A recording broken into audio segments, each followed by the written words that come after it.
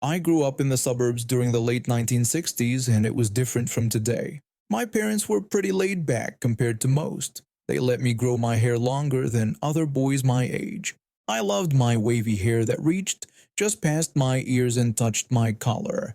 My dad was a musician and I wanted to be just like him. Most kids in the neighborhood had crew cuts or bowl cuts, but my parents never forced me to conform. Everything was fine until I started first grade in 1970. That's when I had to start taking the bus to school. The walk to the bus stop wasn't far, just past a few houses where other kids would gather. On my first day, my mom walked with me to make sure I got on safely.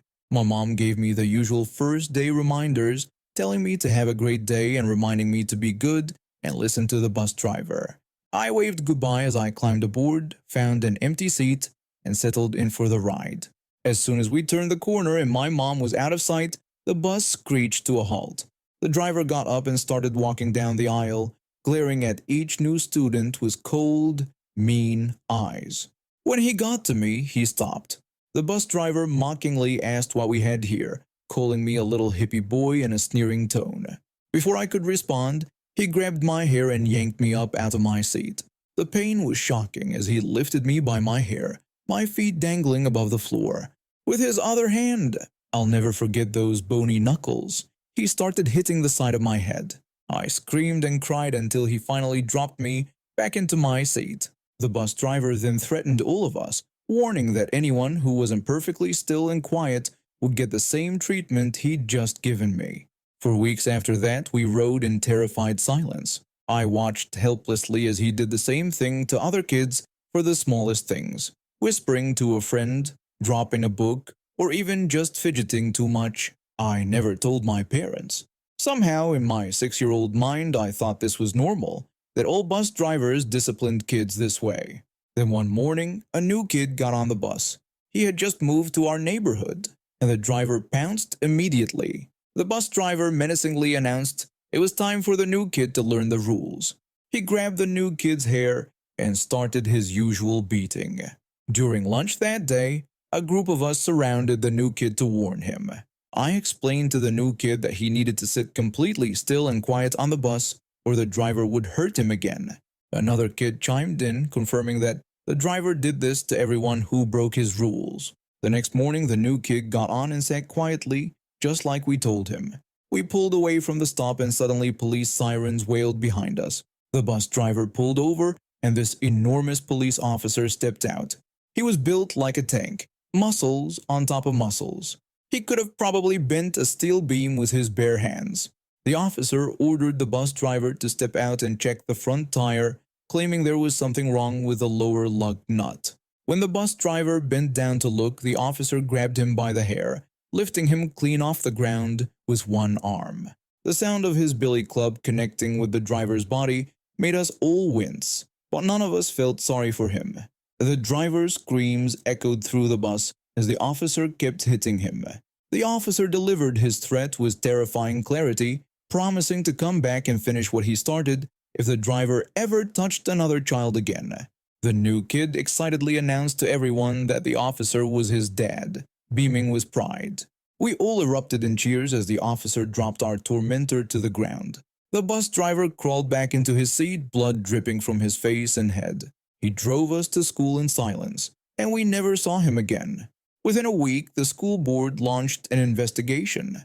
Turns out the police officer had gathered statements from several parents whose kids had finally opened up about the abuse. The bus driver was arrested and charged with multiple counts of assault on minors. He ended up serving 5 years in prison and was banned from ever working with children again. The police officer became a legend in our neighborhood. Every time he drove past our bus stop in his patrol car, we'd wave and cheer. He always smiled and waved back, knowing he had made our lives so much better.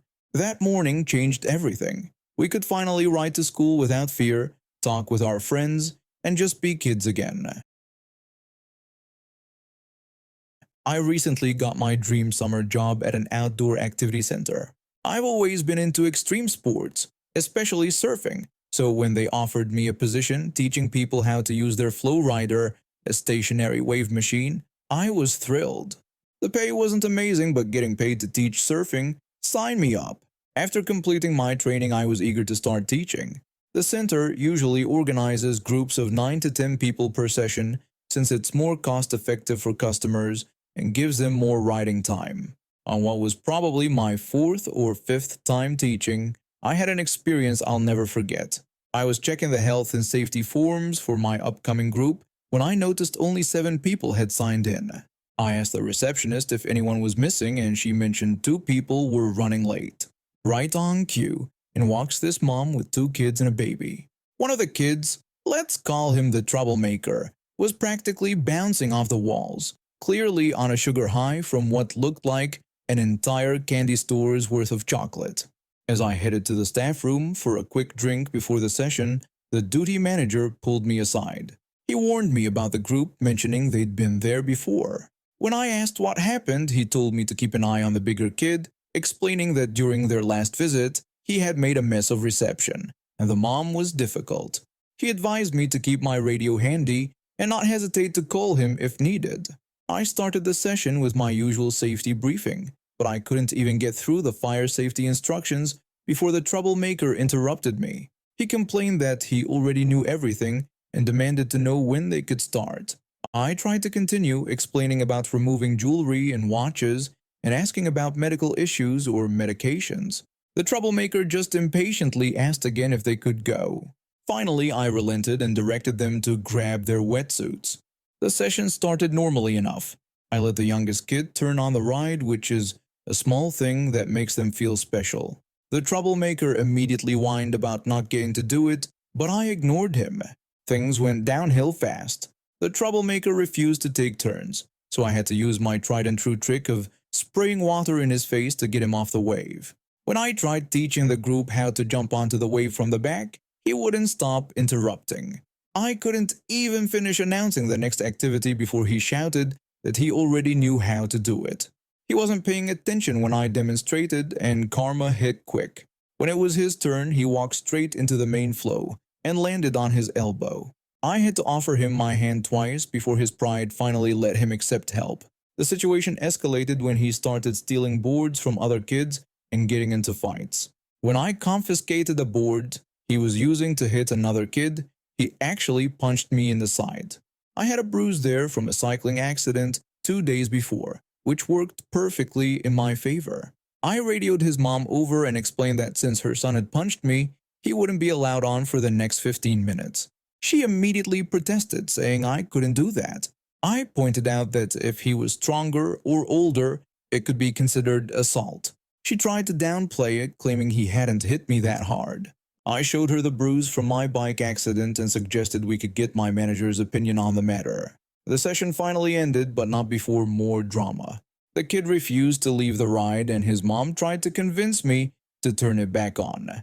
When I asked why I should, she complained that he hadn't gotten the same amount of time on the ride as others. I told her I would only turn it back on if she paid the £60 to operate the flow rider and convinced my manager it was appropriate. Later, Karen complained to my manager, but the CCTV footage backed up everything I said. After they left, they were caught dropping trash onto people from a railing. The manager called the police, and the center permanently banned them from all activities. I found out later that this wasn't their first incident. They had quite a collection of complaints against them. The receptionist told me they were now completely blacklisted, though I joked it would only last until the mom married her next victim. Another customer who witnessed everything tried to tip me £5 for handling the situation well. When I explained we couldn't accept tips, I directed him to our charity donation box and suggested leaving a review on TripAdvisor instead. A few days later, I got my free lunch reward for receiving another 5-star review. Sometimes, karma works in delicious ways. My sister was always our parents' favorite, the golden child who could do no wrong. While I worked hard through medical school, she floated through life on our parents' dime, changing majors 3 times before settling on fashion design. Don't get me wrong, I love my sister, but she always had this way of making everything about herself. When I announced my pregnancy to the family, she somehow turned it into a conversation about her upcoming wedding. When I gave birth to my daughter, She visited the hospital mainly to talk about her wedding dress alterations. The real trouble started 3 months before her wedding. We were having lunch at our parents' house when she dropped the bomb. She started talking about what would make her wedding absolutely perfect. When I asked if she had finally picked the flowers, she said no. Then she declared that she wanted my daughter to be her wedding gift. I thought she was joking at first, but she was dead serious. She tried to convince me by pointing out how busy I always was at the hospital while she had plenty of free time. She added that she didn't want to go through pregnancy and childbirth because it would ruin her figure, but still wanted the experience of being a mom. In her mind, this made it the perfect solution. When I told her she couldn't be serious and that my daughter wasn't a handbag she could just borrow, she accused me of being selfish.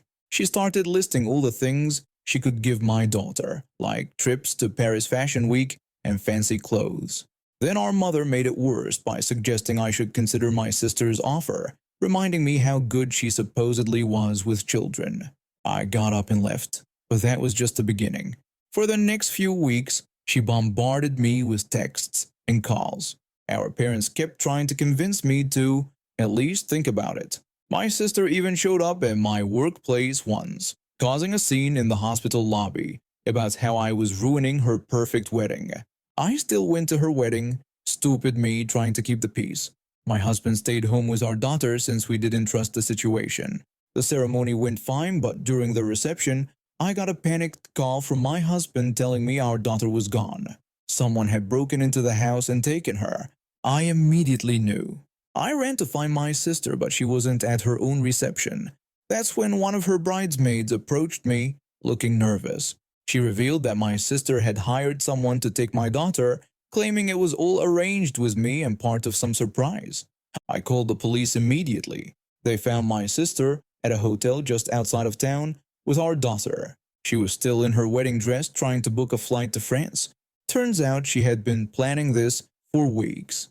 She had hired a private investigator to learn our routines and found someone willing to break into our house, all paid for with our parents' credit cards.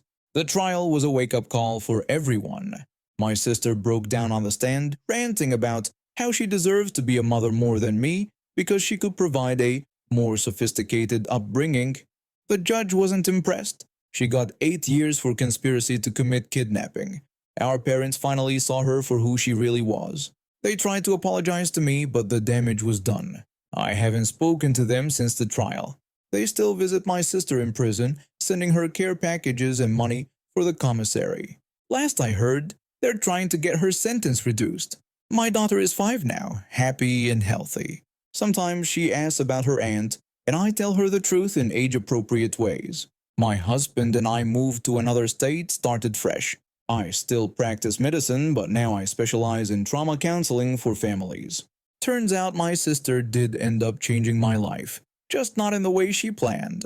The funny thing is, she still doesn't think she did anything wrong. She sends letters from prison sometimes, still trying to justify herself. In her letters, she writes about how she would have given my daughter everything, and calls me selfish for keeping her away. I don't reply anymore. Some people never change. They just get better at hiding their entitlement, until they don't. I own a small bakery that specializes in custom birthday cakes. Been doing this for about 6 years now, and I've built quite a reputation in our community. My sister asked me to make a special cake for my niece's 7th birthday, a 3-tiered masterpiece with handcrafted sugar flowers and a princess castle theme. It took me 3 days to perfect it, but seeing my niece's face would be worth every minute. My sister booked the Crystal Room at the Grand Plaza Hotel. It's this beautiful space with floor-to-ceiling windows and a connecting door to a smaller conference room. The hotel confirmed her booking 2 months in advance, and she went all out with decorations, hired entertainers, the works. On the day of the party, I arrived early to set up the cake. That's when I first encountered him. This guy in an expensive suit storming through the hotel lobby, shouting into his phone. The hotel manager was trailing behind him, trying to explain something, but this guy wasn't having it. The CEO started yelling at the hotel manager, demanding to know why there was a children's party next door. He kept insisting that he had specifically requested the entire wing for his board meeting and then pulled the classic "Do you know who I am?" line. The hotel manager tried to calmly explain that the Crystal Room and Conference Room B were separate spaces, and attempted to point out that the birthday party had been booked months ago, but the CEO cut him off mid-sentence. The CEO then started ranting about how he didn't care when it was booked, arguing that he was paying premium rates and wouldn't tolerate his meeting being disrupted by screaming children. The hotel manager tried to explain that the spaces were soundproofed, but the CEO demanded they move my niece's party to the parking lot. My sister came in during this argument and told him that they weren't moving anywhere, explaining that they had paid for the space and her daughter's guests would be arriving soon. The CEO responded by insulting her, saying he had a multi-million-dollar deal on the line, and referred to my niece as a little brat, suggesting her party could happen anywhere. That's when I stepped in, trying to mediate by suggesting we could work something out, mentioning the soundproofing again. But the CEO just shouted at me to shut up, declaring he'd had enough of this nonsense. He stormed into our room straight towards the cake table. Everything happened so fast. He raised his foot and kicked the bottom tier of my masterpiece. The whole thing collapsed, splattering across the floor. My niece, who had just walked in with my brother-in-law, burst into tears. The CEO stood there with this smug look on his face, but it didn't last long. My brother-in-law, who happens to be a former college football player, tackled him to the ground so fast it was almost beautiful to watch. The CEO's face planted right into some of the scattered cake frosting. The CEO started screaming from under my brother-in-law, demanding to be released and threatening to sue us all. My brother-in-law just calmly told him he could sue us from jail. The hotel security arrived within minutes, followed by the police. Turns out the CEO had quite a reputation for throwing tantrums like this. The hotel's cameras caught everything, and several guests had their phones out recording the whole scene. One of the board members he was meeting with witnessed the whole thing. She came over while the police were handcuffing him and apologized for his behavior. She revealed that the board had been looking for a reason to remove him, and this public meltdown was exactly what they needed. She told us they would be pressing charges for damage to hotel property and encouraged us to do the same. The hotel comped us their grand ballroom for the party, and their executive chef whipped up an emergency cake. It wasn't as elaborate as mine, but my niece ended up having an even better time because now her party had a real princess ballroom. The CEO was charged with vandalism, disorderly conduct, and assault. He shoved the hotel manager during his initial tantrum. His company's board fired him the next day, and the video of his meltdown went viral. My bakery got tons of publicity from the incident, and I now have a waiting list months long. His former company now orders all their corporate event cakes from my bakery. Their new CEO makes sure to personally approve each order with a note apologizing for her predecessor's behavior.